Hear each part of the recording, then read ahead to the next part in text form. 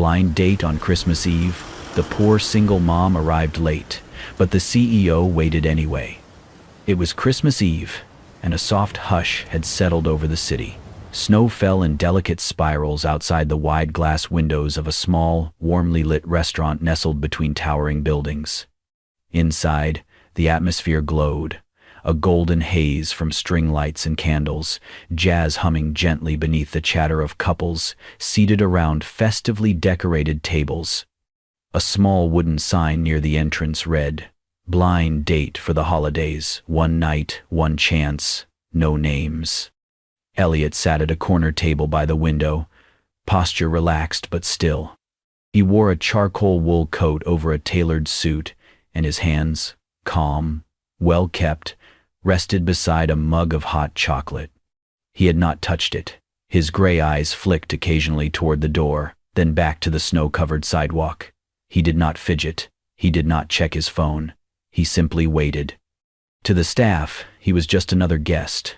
Quiet, solitary, polite. None of them recognized him as the CEO of Fairmont and Hayes, a global firm known for keeping its founder out of the press. He liked it that way. It had been 3 years since he had lost his wife, and even longer since he had voluntarily stepped into a room expecting anything more than silence. He had not planned to come tonight. The idea of a blind date had felt absurd, like dressing up grief in a party hat.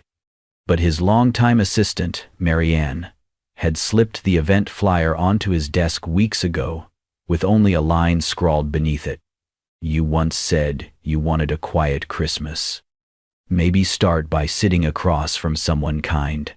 For some reason, he had kept the flyer. And tonight, at the exact time listed, he arrived. Now, nearly 40 minutes had passed since his reservation time. The candle on his table had burned low. The once steaming chocolate had cooled. Conversations floated around him, warm laughter, clinking cutlery, but Elliot remained untouched by it all. Still, he waited. 10 minutes. 20. 35. The servers began to notice. One whispered to another, "He's still waiting?" A hostess peeked from behind the podium, brows furrowed. No one had come to sit across from him.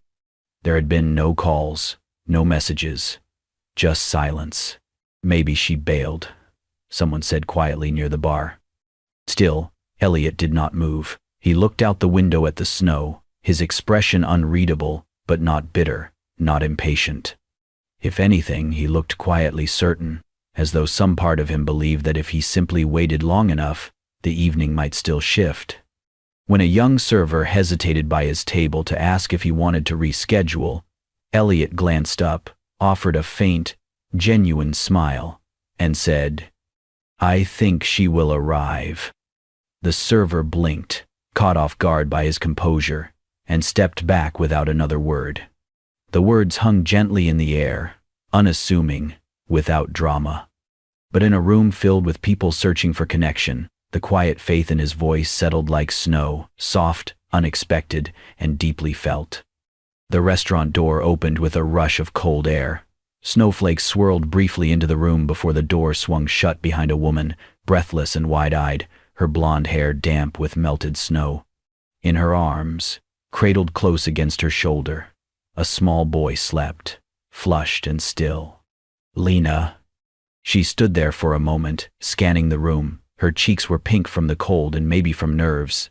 Her coat was too thin for the snow outside, and the fabric clung to her in places where the wind had bitten through. But it was clean, carefully buttoned, respectful. Then her eyes landed on him. Elliot rose quietly from the table in the corner where the candle still burned, the only one in the room untouched by food or laughter. He did not look surprised, not even relieved, just calm, steady. "I am so sorry," Lena said, her voice low, nearly swallowed by the soft jazz in the background. "My son had a fever. I couldn't leave him alone. I wasn't even sure I should still come, but..." She looked down, then took a step back toward the door. "If this is too strange, I can just..." "I figured there would be a reason," Elliot said gently, "and I'm not in a hurry." He crossed the space between them and gently gestured to the chair across from his own. "Please, sit." Lena hesitated, adjusting Noah in her arms. The boy stirred slightly, but did not wake. Carefully, she lowered herself into the seat, keeping Noah's weight balanced against her shoulder. Her movements were practiced, efficient, tender. Elliot signaled for a server and asked for warm water and an extra blanket. Then, he removed his coat, shaking off the snowflakes, and draped it over the back of her chair. For a moment, neither of them spoke. Lena exhaled slowly, brushing damp hair away from her face. "I almost didn't come," she admitted. "But my friend, she gave me this ticket, said I should believe in something good, even if it's only for one night." Elliot listened, not with that polite, distracted air of someone just waiting for their turn to speak, but really listened. "I didn't dress for a date," she added, glancing down at her jeans and worn boots. "I didn't even have time to put on lipstick." "That's all right," Elliot said, his voice even. "Neither did I." Lena blinked, then laughed, softly, a small, tired sound, but real. Noah stirred again, his small body coughing lightly in her arms. Without a word, Elliot reached into his coat pocket and pulled out a neatly folded tissue. With it came something unexpected, a tiny stuffed bear, barely the size of his palm. "I wasn't sure who I'd be meeting tonight," he said, handing both to her. "But I brought this, just in case." Lena stared at the bear for a moment, visibly caught off guard. "You thought there might be a kid?" "I thought maybe someone would bring part of their world with them." She did not know what to say. No one had ever said something like that to her, not without judgment or expectation. Most men would have turned and walked out when they saw the child, or at least frowned. But Elliot simply sat there, quiet and unbothered.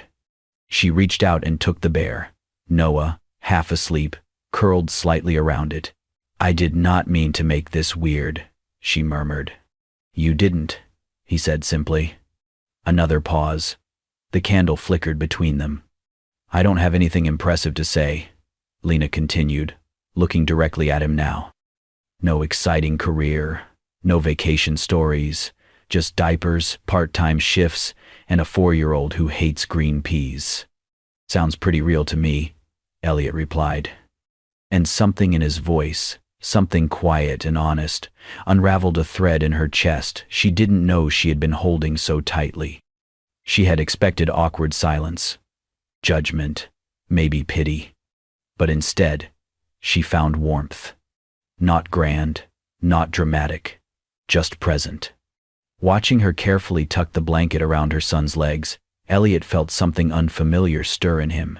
She was not polished or poised. She was exhausted and late. But she had come. She had shown up, even with every reason not to.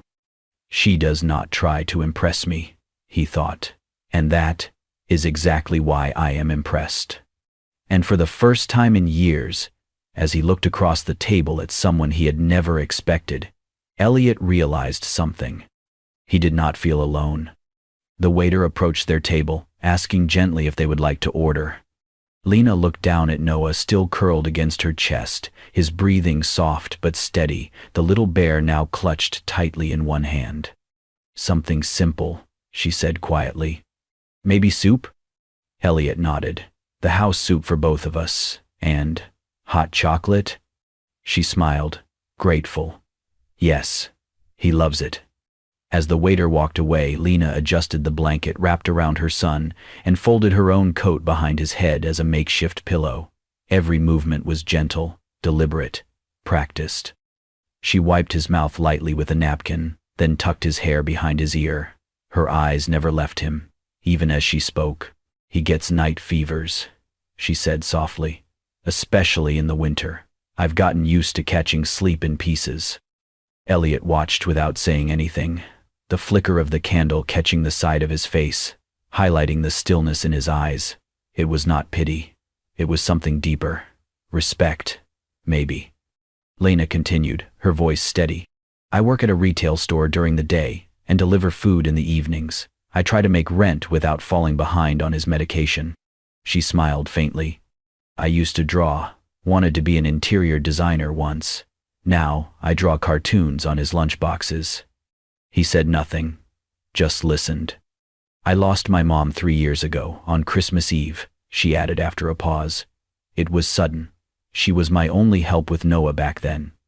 Elliot's fingers stilled around his cup. His eyes lifted to hers. My husband died in a car accident before Noah turned 2. I remember sitting in this same season, same weather, wondering if I would ever breathe normally again. The words hung between them, tender and raw, not rehearsed for sympathy but shared because she had stopped holding them in. I used to hate Christmas, Lena said, barely a whisper now. But this year, I did not want my son to grow up fearing the same day I couldn't forgive. Still, Elliot said nothing. But when Lena fell silent, gently brushing Noah's cheek with the back of her hand, Elliot finally spoke. My wife passed on Christmas morning, 4 years ago, he said, voice low but steady. She had been sick for a long time. I knew it was coming, but nothing really prepares you. Lena looked at him, startled, eyes wide with quiet understanding. I have not opened up to anyone since then, he continued. Not because I didn't want to feel again, but because I thought feeling would betray her memory. His eyes didn't waver. But tonight, a simple dinner reminded me that love doesn't return through perfection, it comes through honesty. Lena's lips trembled slightly. Her eyes filled, but she blinked quickly. I did not bring anything with me tonight, she murmured. No fancy dress, no clever stories, just the truth. That is more than enough, Elliot said.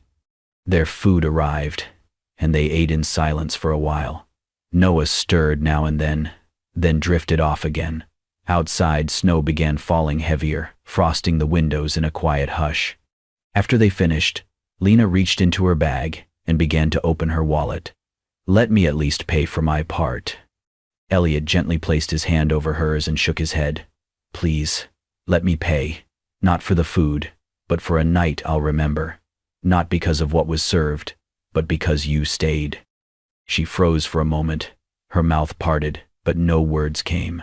No one had ever told her that staying mattered, not in the everyday chaos of her life, not when she was late, tired, or overwhelmed. And yet here he was, telling her that her presence, late and imperfect, was something valuable. Her voice caught as she said, "Thank you." Noah shifted and blinked sleepily. He looked at Elliot with heavy eyes, still half dreaming. "Are you Mommy's friend?" he asked in a tiny voice. "You smile nicer than Santa." Lena gasped, a flush rushing to her cheeks. Elliot laughed, not loudly but fully, a sound of something healing. "I suppose that means I need a red hat," he teased. Lena smiled, trying not to tear up. The three of them sat quietly as the music played on and snow fell steadily outside. In that little circle of flickering candlelight, they were not a perfect family, but something was beginning, something real. Not out of pity, or rescue, or grand gestures, but trust. And maybe that was enough.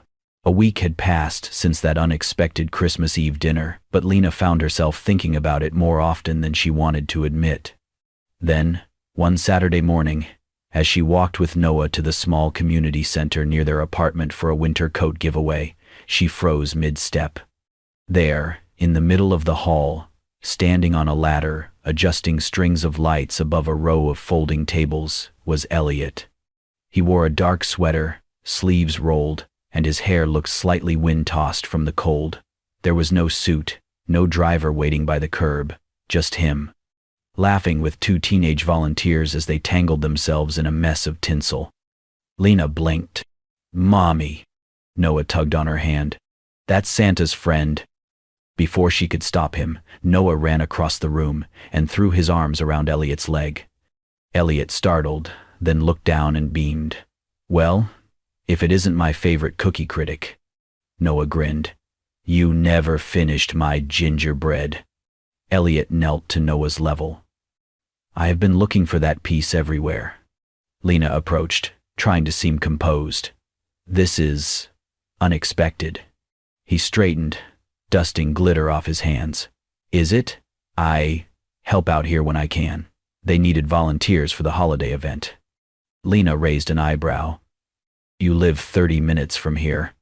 I told you, he said with a smile. I had business in the neighborhood. They stared at each other a beat too long, then were interrupted by a woman calling for help lifting a box of toys. Elliot excused himself and disappeared into the back. Lena sat on a folding chair beside Noah, watching Elliot move through the room, effortlessly charming children and quietly organizing behind the scenes. It unsettled her how natural he seemed here, how different from the distant, unreachable CEO she had imagined when she first learned his last name. The next morning, Lena returned home from a late shift to find a sealed envelope tucked under her apartment door. She opened it, and her heart stopped. It was her mother's hospital bill, paid in full. There was no signature, no note, just a simple card inside that read, "Sometimes, kindness does not need credit, just hope that it reaches the right place." Her breath caught, her chest tightened. She knew who had done this. Her emotions churned, relief, embarrassment, then anger. Was this pity? Did he think she could not handle her life? She stayed up all night, pacing. By morning, she had decided she would confront him. She called the number he had once scribbled on a napkin. He picked up on the second ring. "Lena," he said, voice soft, "I was hoping you'd call. Did you pay my mother's bill?" There was a pause. Then, "Yes. I did not ask you to." "I know. Do you think I cannot manage my own life?" "I do not think that," he said, and his voice was steady. "I think you have managed too much, for too long, alone." She did not answer. "I do not see you as someone weak," Elliot continued. "I see someone who holds up a whole world without ever asking for help. And I wanted to stand behind you for once. Not in front, not to rescue, just behind." The silence between them stretched, then cracked. Lena's voice broke. "No one's ever said that to me. I meant it." That was when the tears came, not out of despair, but release. She wiped them quickly, but they would not stop. And in that quiet moment, something shifted. She still did not say thank you, but she did not tell him to stay away. And that was the first time in a long while she did not feel alone. It happened on an ordinary afternoon.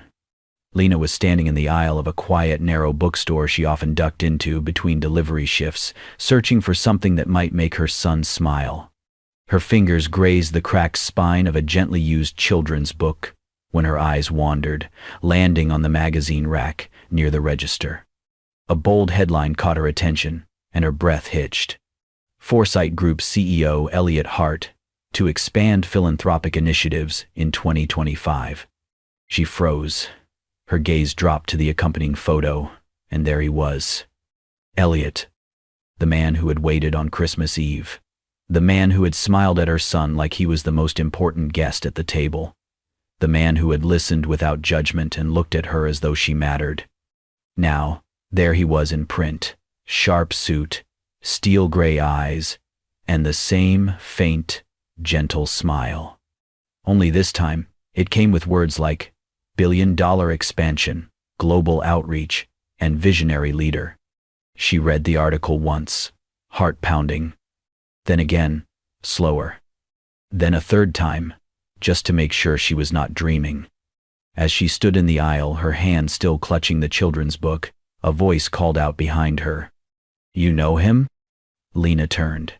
It was Elise, a part-time bookseller who also worked catering at high-end corporate events. Lena hesitated. "Sort of." Elise chuckled. "He's a big deal, reclusive type, rarely shows up to his own events, but when he does, everyone pays attention. He's actually speaking tonight at the Hyatt, Some invite-only charity summit. The words barely settled before Lena heard herself ask, "What time?" 3 hours later, she stood inside the Hyatt's grand lobby, completely unsure of how she had gotten the nerve to come. She wore her plain work dress and a coat that had seen better winters, feeling like an imposter in a room full of velvet gowns and polished cufflinks. She stayed close to a marble column near the back of the ballroom, fingers clenched tightly around her purse. And then she saw him. Elliot took the stage, tall and unhurried, adjusting the microphone with the ease of someone used to being heard. But when he began to speak, his voice was not polished. It was raw, vulnerable. 3 years ago, he said, I stopped believing in holidays. Lena held her breath. I lost my wife on Christmas Eve. For a long time, I thought the world owed me silence. The room stilled. But then someone walked into my life. She was late. She was exhausted. She carried a child in her arms.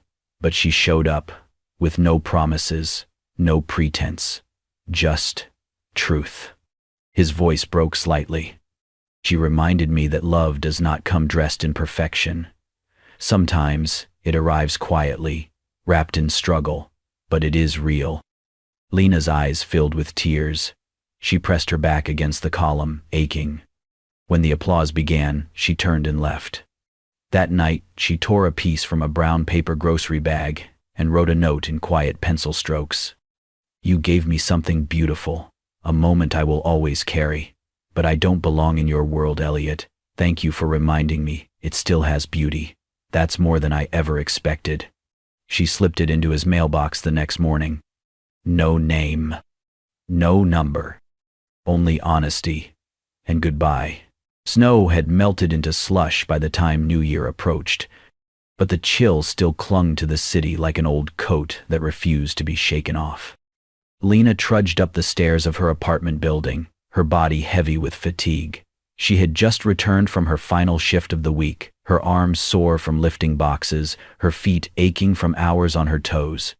The streets were quiet now, holiday decorations dimmed, but still flickering faintly through windows, holding on to the last traces of December magic. Inside the apartment, the soft hum of the heater greeted her.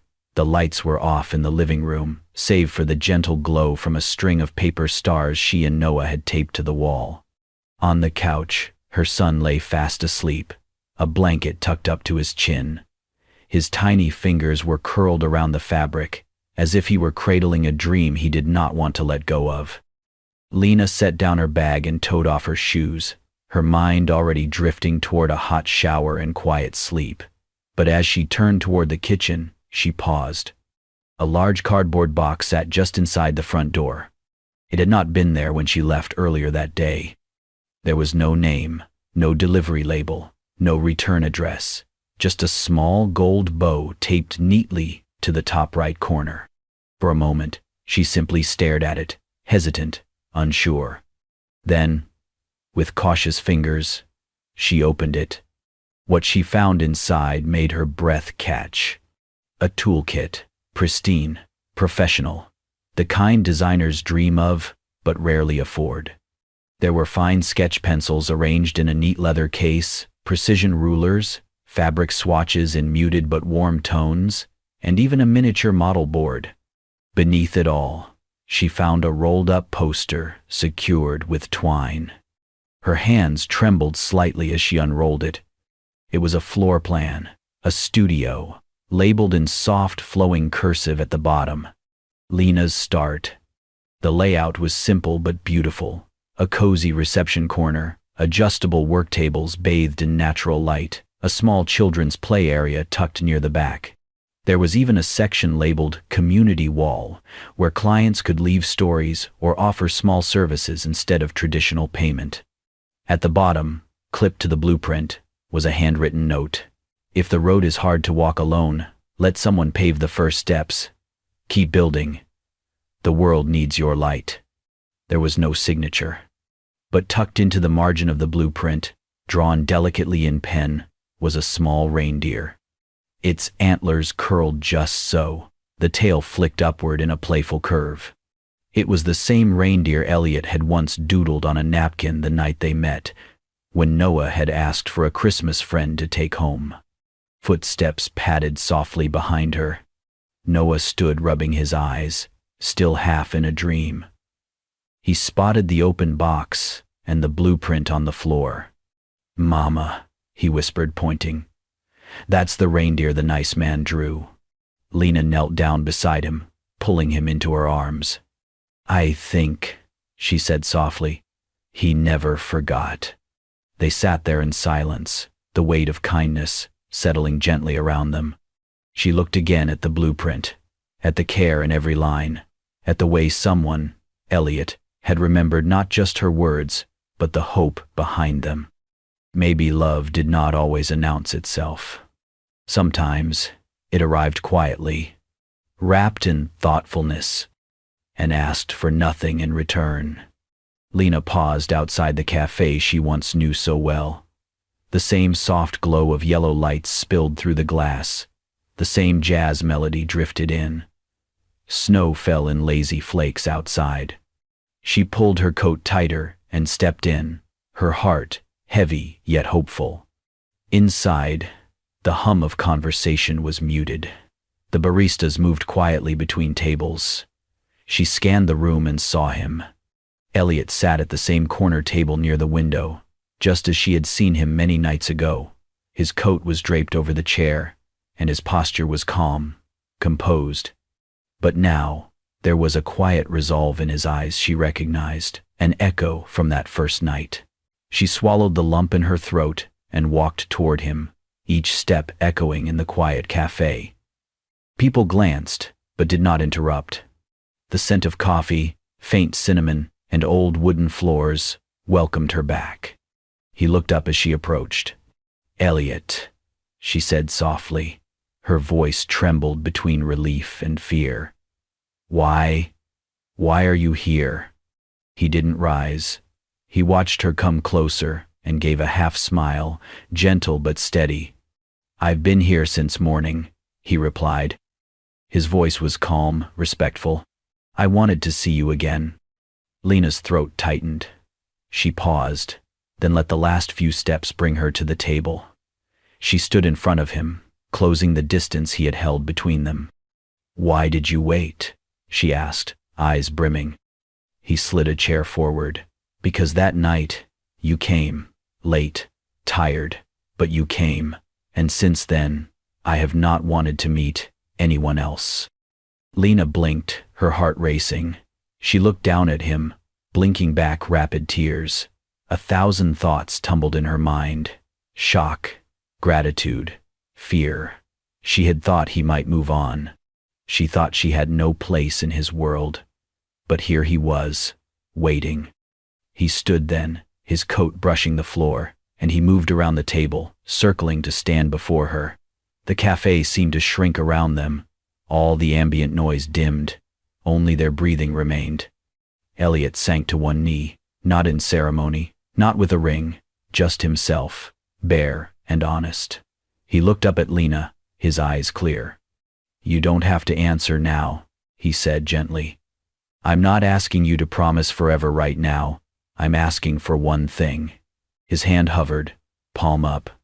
"Give me a chance to enter your life and Noah's, and I will show you every day that I will not give up." Tears spilled down Lena's cheeks before she could hold them back. She knelt beside him, putting her hand over his. She did not speak for a long moment. The weight of his words, the storm of emotions she had carried, all pressed on her. Finally she whispered, "You waited for me, even though you didn't know if I would come back." He nodded. "I never stopped hoping." She closed the small gap between them and leaned down. Her lips brushed his cheek in a soft kiss, a blessing, not perfection. "Okay," she said, voice shaky. "I'll try." He rose, and she stood with him, arms entwined. Noah, sitting quietly at a high chair near the window, watched. He smiled and waved, as though he somehow knew. Elliot turned to the cafe crowd, raised a hand in quiet greeting, then led Lena and Noah toward the door. The snow outside had freshened its veil, the city stilled in the hush of snowfall. When they stepped outside, the cold bit at their cheeks, but they felt warmed. Elliot reached for Lena's hand. She squeezed his. Noah tugged at her coat and looked up at the sky. In their triangle of light, under the cafe sign, new beginnings whispered in the air. The past did not vanish. The challenges were not erased.